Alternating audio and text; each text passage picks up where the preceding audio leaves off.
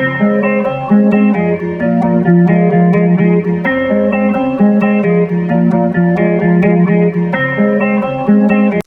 right, everybody, welcome into Around the Felt. I am your host, Reagan Loescher. Here with me tonight is my co-host, Colin Tong, and Patriots superfan, Mr. Paul Keller.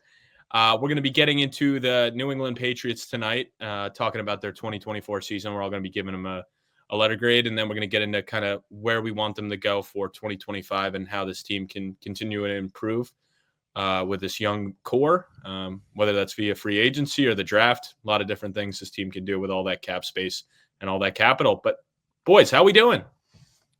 Doing great. Feels good to be back after a week hiatus. And it feels good to have Paul back in the pod. It's been a little bit, buddy. So it should be a fun one. For sure. Yeah, great to be here, guys. Again, thank you. Can't thank you enough. And I love my pod visits when I can get them. Yeah, as long as the Patriots we love to hear NFL, that. You'll be on here. Oh, yeah. But, Paul, let's get right into it, man. What'd you give your Patriots on the season? What's the letter grade you got for them? I'd say a C.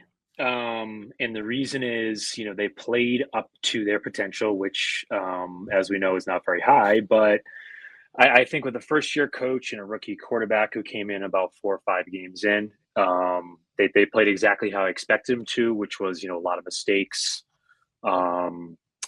Sometimes some turnovers there from May, but I know that he can work on that. And you're really struggling with the coaching, and it seems to be some of the I want to talk about too, a little bit about the defense and how Mayo being a defensive head coach, what kind of scared me a bit was, the fall off of the defense when that was supposed to be the strength of the team. And so for me, again, I'll give it a C because I think that they did kind of about what I expect them to do. And there were some silver linings, but I think the biggest concern, the biggest fear for me was the year before they're a top 10 defense. I know Belichick was there, but this year they plummeted way, way down, and it was pretty tough to watch. Fair. Yeah, I ultimately ended up giving them a D+.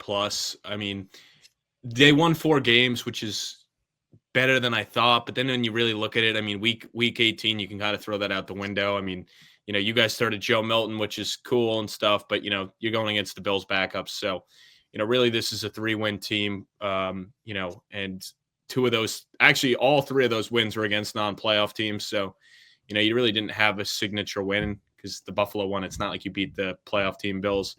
I will say, obviously it seemed like Mayo lost that locker room, but Drake Maye definitely proved to me that he is legit. And it's good that, now obviously you've brought in Vrabel and have all that cap space. The weapons, though, were really lackluster for me. I mean, obviously Hunter Henry still got it, but outside of that, there's not a whole lot to write home about on this core. And even the running backs like Stevenson, so many fumble issues all season. I don't know if he's the long-term answer. I mean, Gibson showed some flashes, but he never really got a chance. So I would hope in free agency in this draft, they really try to go out and get him a lot of skilled position guys. Because even Polk, man, I mean, there were a lot of negative reports coming out about him. And he was, I believe, a second-round pick or a third-rounder? Day 2 pick for sure. Yeah, definitely day 2. He was second round. Second round. So, that's a high capital pick, and it's like you're expecting this guy to have a big impact, and he never really won it. And it wasn't like he had a lot of guys in front of him where it's like, he's just got, studs in front of him. I mean, there was a lot of opportunities for any wide receiver on their depth chart to, get their opportunities. And on the defensive side of the ball, I mean, I know you were without your best defensive lineman, and I'm missing it right now, but he had the blood clots. Christian Barmore. Thank you. Christian, yep. So obviously that's a big loss. Any team missing one of their top defensive players is going to hurt, but I just thought they'd be better on defense, and there were a lot of games this year where, I look at it and, they let up a lot of points. I mean, you look at the Cardinals game, the Miami game, the Houston game, the Jacksonville game. I mean, there was a lot of games where they're allowing like 30 plus points. So the defensive identity was not there from a quote unquote Bill Belichick disciple. So D+ for me. Just I don't get that D+ out of you, Reagan. You're with all these grades, you're all about preseason expectations. I think everyone and their mother thought this team would be picking top 5 before the season. That's where they are. Yeah, and that's what they're doing. A D+ seems a little harsh. I gave him a C. I mean, why? Why is that harsh, dude? C. Yeah, it's always a C. They're exactly where if they had a signature win, I would get them into the C range, but they didn't beat anybody that was good. They beat the Bengals, Bears, and Jets. Because if you're going to sit here and be like, they beat the Bills, that doesn't count.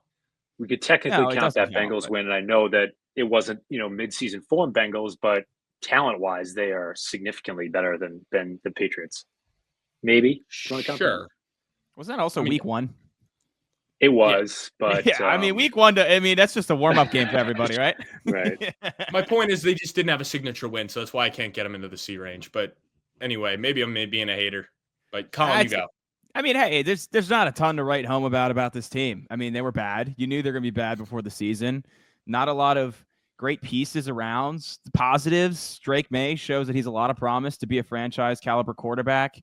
You saw it with the arm. You saw the type of throws he was making. You saw it with his legs and with arguably the worst offensive line in front of him and with a cast of misfits out wide, right? And you mentioned the Stevenson fumbles too, a big problem where I don't think they could rely on him going into next year as the number one guy. And in a loaded running back draft class, I'm sure the Patriots will snag one at some point on day 2 or day 3 to go compete for that position. Another positive, Christian Gonzalez, second-team All-Pro. I still can't believe he fell as far as he did in that draft. What was it, 16th overall, I believe? Crazy. It might have been 17th, but just what a home run pick. Bill Belichick, on his way out, his last first-round pick, Christian Gonzalez, finally hit a big one, right? So that's finally, yeah. Yeah, so that's pretty good. But when you look at this team, it's like they were 30th in scoring, 32nd in pass offense, 31st in total offense, like really bad. 22nd in scoring defense, 23rd in rush defense. Yeah, they were 10th in passing defense. Gonzalez, a big part of that. So that's a positive. We already touched on Jalen Polk. What a huge negative. All the things coming out about how he has to grow up and be a pro and, act like he's in the NFL and put in the work. And that's never what you want to hear from a guy that gets picked in the second round. And we saw a similar thing with the Bengals and Jermaine Burton. Like that's a monster red flag to the point where you don't feel comfortable relying on him down the road. Potentially could turn it around, but you're definitely not banking on it. And I guess the only positive for me out of that receiver room was Kayshon Boutte, who at LSU early on in his career was considered a potential first-round pick, and then some lack of performance down the stretch in his career and some off-field shit kind of had him slide out of the draft. Right?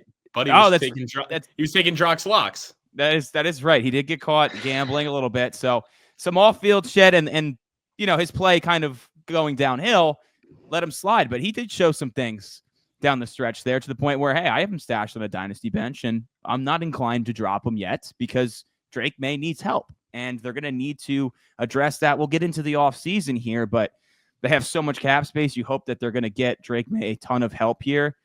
I bet their priority is going to be up front, but I gave him a C. I thought this team was going to be picking first overall. They're picking fourth, very close to picking number one. A couple garbage wins kind of pushed them out of that, but it was nice to see that the Jacoby Brissett experiment ended pretty early, and they did get Drake Maye some reps. Yeah, it's just, I know the only thing that scared me a little bit with May is just, I think multiple, did he have 3 or 2 concussions this year? Either way, he was dealing with a couple. Well, he had 2 because he had one, I believe that game against the Jets, your great team there.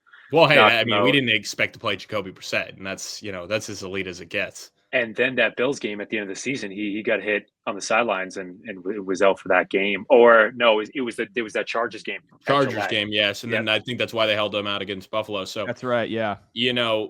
I'm not gonna say it's a Tua because it hasn't been to that extent, but that definitely makes you a little nervous that your franchise quarterback suffers 2 concussions, because that's one of those things where it's just like you don't know and nobody knows the wear and tear it'll leave. So you'd hope that he gets better about protecting himself. I know he's a bigger guy.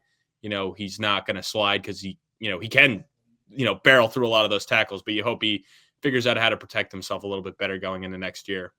100%. And the rushing upside's certainly there. Running for 421 yards in 13 games, and it wasn't a full 13 games, getting knocked out of 2. So call it 12, right? We'll call it 12. That's pretty damn good. It's not Josh Allen, Lamar Jackson, Jalen Hurts level, but it's right behind him. That's something to feel good about. And, he did have 10 picks, which, he's a rookie. He's learning, doesn't have a lot of help. So, you're not really going to hold that too much against him. You kind of like his gunslinger mentality. But, Drake Maye, Christian Gonzalez, those are your two building blocks. You got a lot more to add to the puzzle before you can become a playoff team, in my opinion. But, hey, at least it's something to look back on and feel good about as a Patriots fan. Let's get into this offseason, guys. Patriots lead the league in cap space with $128 million. That is a big number. And I saw floated out today, if T. Higgins gets away from Cincinnati, could the Patriots look to target him? I was seeing that they're not interested. He's not in their offseason plans. They don't want to allocate $30 million to him, and they're more interested in building the offensive line in front of Drake Maye, which I think is smart, but they also can't ignore the fact they need more weapons. Some key free agents, Jacoby Brissett, Austin Hooper, Jonathan Jones, Dietrich Wise. I mean, nothing crazy there, let's be honest. So, Paul, we'll start with you. How do you want your New England Patriots to improve the roster and help Drake Maye grow going into 2025? Yeah, for me, it's all about the offensive line. First and foremost, anything offensive football has to start with those guys up front. Obviously with an offensive line as bad as it was this past year, I believe they were 31st in pressure rate and 29th in sack rate. And, I think part of May's situation with the running was, the other teams are just teeing off the line and he's got to keep moving. And then, obviously what that results to is 2 concussions. So like you said, Reagan, that's definitely a good point to bring up. And I think that if we can keep him more upright and he has more time to throw with his arm talent, and I expect, an improvement in decision-making just because this will be year 2 for him. And he actually kind of has a good offensive coordinator now, and Josh McDaniels as well. So I think that that's where it starts for me, is on the offensive line. And then obviously the weapons come after, but I was reading that thing about T. Higgins too. And, I know they say they don't want to dish out $30 million, but I'm sorry, you don't exactly have a bunch of studs sitting on the sidelines. And he's a pretty good receiver. For about $30 million, where, most free agents ask for over the market value, I'd say you get pretty good value out of that. You're never going to get a guy dollar for dollar gives you exactly what you want. That's just not how pro sports is in general. Yeah. But especially if you're a bad team in the NFL, you're gonna have to overpay to get some of these guys. Right. I mean, because top talent doesn't really come out of the woodwork here or there every single year. And I think the free agents behind him are what? And Chris Godwin and Amari Cooper. I mean, not bad, but I'm not a lot, man. Anyway, those guys, yeah. All right, let's rattle off some wide receivers. Do any of these guys make sense? Chris Godwin, I potentially.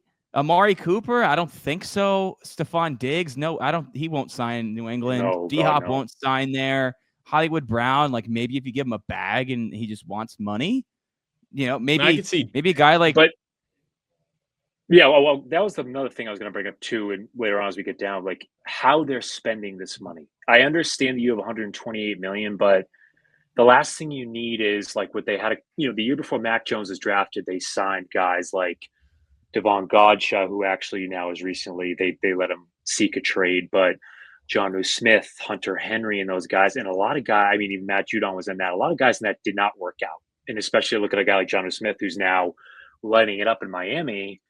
We need to sign guys that fit, what McDaniels wants to do, but also what May's skill set is. And I just don't, I hope they don't just don't and throw money at guys. And, next thing you know, a couple of years down the road, we're in a cap hell and we can't get out of it. So that's what my concern is. And if we're going to throw money at anybody, again, it starts with the line. That's a good point that you brought up. The fact that a lot of times when teams have so much money to spend and they go on this big spending spree, it might help them initially in year 1. But then once you get to year 2 and 3, those start to become bad contracts. And then you don't have the money to upgrade your team. And they're not living up to those big contracts you gave out because you overpaid to get all these guys to come over. And then you're stuck in a shitty situation. And we've seen it happen over and over again. And that's what sucks for New England, because right now it, is a bad team. So they're going to probably have to overpay. It helps with Vrabel. It's not like Bill Belichick where it's like, do I want to play for Bill? But I can get a Super Bowl ring. And I would think for the wide receiver, to me, I would imagine they just address that at number 4, because I'm going to imagine whether Travis Hunter's there or Ted McMillan, or they wouldn't go Bird in there, but I'd imagine they'll have McMillan or Travis Hunter right there at 4. Yeah, especially if quarterbacks go 1-2. I think Travis Hunter is a home run pick. Abdul Carter will not be there at 4, so that pipe dream's gone for you, Paul. Don't worry, it's not happening. I was thinking, maybe he falls to that because he's a stud, but it's possible. I would the injury love news. that tandem with him and Keon White. Hopefully that Keon isn't upset and wants to ask out too, because now that's Keon's good. I like Keon a lot. But I think he's really earlier, good, yeah. and I think if you have two guys like that at the end, those guys are beasts. Yeah, I honestly, every mock draft I see right now has the Pats either taking Travis Hunter, if 2 quarterbacks are going, or Will Campbell from LSU, the tackle. And I think that makes sense. Like now, if it could be a good pick, yeah. If they're both on the board and you're going to take Will Campbell because you're just dead set on taking an offensive lineman to help out Drake Maye, that means you did not properly address your offensive line in free agency where you're comfortable about it, where you're going into the draft, we're taking offensive lineman at 4 no matter what. That shouldn't be your thought process. If a guy like Travis Hunter is there, he has a much higher ceiling than Will Campbell. You got to take him, right? And then generational talent, right? And you know what? Christian Gonzalez and Travis Hunter as your 2 corners. Oh, I mean, you could make the argument that's the best young corner tandem in football, and I think I would agree with you. Oh, and I think and you get snaps in offense to help May. Right, and that would be like kind of what Marcus Jones is right now. But I assume and I didn't watch a lot of college football this year because I'm primarily a Notre Dame guy. But I don't want to switch to the whole Dion show and all the drama and the baggage and let's watch Colorado because we got nothing better to do. But I think they're a fun team, dude. Come on. Oh, they're fun, but it's all about Dion and that whole show. But however, Travis Hunter is a stud, and I think that guys like Marcus Jones and Travis Hunter, where they could do both, would be an interesting addition. But I would like to kind of know, hopefully going to the draft, what does Hunter want to do the most? Because again, like you said, you always get good tackles later on in the draft. You don't need to draft a guy that high, and no offensive tackle, unless it is the greatest offensive tackle ever. You need to draft that position when you like I said, when you can address it in free agency and say, let's just dish out some money. Let's get some experience on the line, because last thing they need is also to coach up a guy on the line. And now you're thinking to yourself, this is that delayed process where we already have to coach up a quarterback enough. I don't want to bring in some young guy who doesn't know what he's doing, and now some of those problems may continue. But again, I'm not the GM.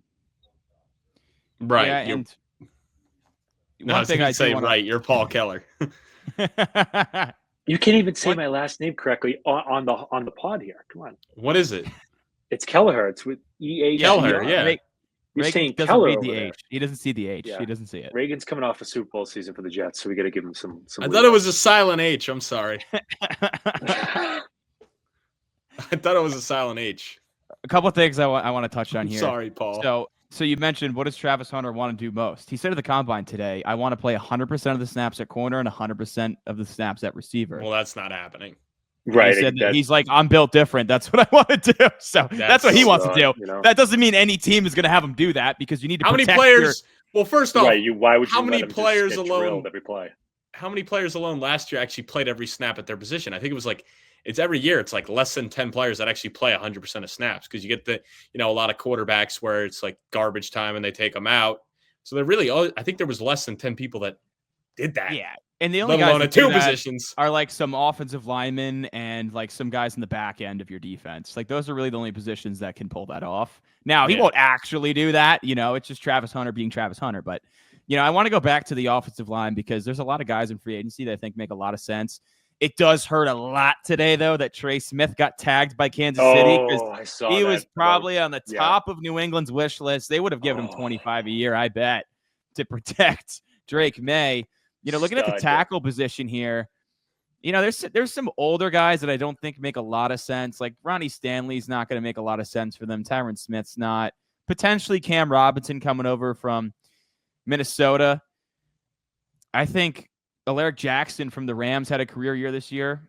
Was very solid in pass protection, protecting Matt Stafford's blind side. And when you look at the Rams this year, like a lot of the guys on the offensive line went down early. Puka went down. Kupp went down. They still won the division. Like Matthew Stafford's a beast, but also this guy was protecting his blind side. So I think Alaric Jackson makes a lot of sense. Plug him in at left tackle. maybe a guy like Jedrick Wills, you take a flyer on, former first-round pick, hasn't panned out necessarily as much, but giving him another option here. But, I mean, I think Will Fries, guard from the Colts, makes sense. Taven Jenkins, tackle guard flexibility from the Bears. Like, a lot of dudes make a lot of sense here. Yeah, that's a great point. I mean, I was thinking, you go 2 tackles to start because ideally, if you can put Onwenu back at guard, I think he's a much better player there. And I know he wasn't as effective this year, but he's a great offensive lineman when healthy, when comfortable, when he's solid. And David Andrews is not going to retire, so he's coming back at center. Remember, he was gone the whole year, so that's a big addition. And then I wonder what they do with Cole Strange and kind of that whole situation there. A guy who, for some odd reason, Belichick fell in love with and reached. And I think he's decent, but, he's not great. And I think he's certainly someone you can draft over. He's certainly replaceable. Right. And that's why I didn't understand that pick. I mean, I think they were trying to get more athletic and all this other stuff, but how much more athletic is this? How many linemen get essentially? I mean, if we want to get athletic, let's get athletic on the outside or with the tight ends or something, but that's Bill trying to, drum up something out of nowhere. Do you see him spending big on a pass rusher potentially here? Because they do want to build their trenches on both sides of the ball, and they do need help on that defensive line. That'd be interesting. I think they could. I mean, I think in a way, looking at the offseason, they'll address it in ways that we almost don't think they will. And what I mean by that is, that's something that I haven't thought too much of. But, do they spend maybe a lot of money again on a bunch of different guys on the line depth? Because, outside of that, I mean, I think that if you're going to overpay a little bit for guys, I'd rather shore that up because the talent will take some jump, I think, with McDaniels coming in and May probably being somewhat better this year, just having a fresh start and a full offseason. But again, I mean, the only guy I'd pay really top dollar for a receiver would be T. Higgins. And obviously that situation now, unless something happens there, if he gets away, they got to be all over that. But not a great free agent receiver class. And I know a lot of people are overrating it. But if you really watch enough football, you know that a lot of those guys behind T. Higgins, they're not that good. No, they're not. Just 2 more things for me, 2 guys that I think could make sense. One at receiver, Darius Slayton from the Giants, I think would make sense, a veteran presence. He's been the model of consistency since he went to the league, and I think having a vet in that room would do a lot of good for those young guys. He's not a star by any stretch of the means, but he's a solid player that I think could kind of be a veteran leader. Darius Slayton is the model of consistency? He did say that. Bro, what? Do you know what the word consistent means? I would like you to say what about him makes him the most consistent receiver. That when you say the model of consistency, Darius Slayton is the first wide receiver that pops into your head. Because he's going to give you a solid 50 catches, 700 yards a year. Like that's just. Well, he might have been saying just on the free agent market. I'm thinking he's not saying in the entire league. Like, what are you talking about, dude? That's what he's done his whole career. Is a solid like 50. Paul, you see what I'm saying too, right? What are you talking about? I don't think you understand what the word consistent means. I'm not saying he's a stud. I'm saying he's consistent at what he does. I just find it funny that you know what the word means. You clearly don't even know what the word means. You fucking bird brain. You're a fucking bird brain. I know what the word means, bro. But if how is it funny? He's a consistent guy. I'm saying because if you were to say, all right, what receiver to you is the model of consistency? Darius Slayton is not the first name that comes into my name. You're looking at too fine of a comb, dude. You're looking at too fine of a comb, man. I think Reagan's saying in the whole league, and Colin's obviously saying within the free agent class. Probably is that what you're saying in the free agent class? He's not saying within the whole league. No. Oh, God, no. I'm not saying he's the most consistent player in the league. Like, you're looking way too much into this, bro. I'm just saying he's a consistent guy year in and year out. You know what you're going to get. That's literally what I was saying. Hey, Reagan at a Super Bowl year. All we got to give him some slack. Can I say the other guy, the other giant that I think might make sense for New England, a guy like Azeez Ojulari, who has been kind of replaced by Brian Burns, but he showed a ton of flashes last year when he did have a lot of time. And for New England, I'd rather pay a guy like that who's still young, 24, 25, and not pay top of the market type of money for a big time veteran where you're not close to competing right now. So I think a guy like that makes sense. That's all I got on my end. Let's get Drock in here. Let's get Drock in here for the question. Hold on. That's getting clipped so hard. That was a good one, boys. I got so mad about it. That was good. Call that it was bird good. brain. All right. Let's dive into this question. Drock's question for the Patriots: is Robert Kraft to blame for the Patriots' decline, or is Belichick solely responsible for the team's struggle? That's a great question. Say it's Robert Kraft right off the bat. I mean, dude, he just. Did you see the report card? You see the report card? The NFLPA report card? Better ownership group than the Jets. Yes, I saw that recently. What a horrifying embarrassment. You know what? If the Patriots want to get good, get a new goddamn team plane. Right, and put some money into the facilities because the place is a dump now. You know that. I'm not spending my money at any built goddamn it when game. Fucking Kraft and Belichick were still in their 40s. Right, and then Tom came along and I got handed all these rings, and it must be because of my success. I mean, he's such a clown who's into who he is. I mean, that's a guy who I'm happy he's getting his bell rung now because everyone around Boston hates him. And he took his little billionaire helicopter on the stadium in the last game against Buffalo and was checking out the parking lots, and it's completely empty. And he's like, "Oh, I wonder why nobody's coming." It's like, well, Rob, this is like an open tryout. This is how bad it's gotten. Like, we started Joe Milton, and Buffalo is playing well. It's a legacy game. No, he's played good, but I'm saying like he might fetch a third round pick these days for him.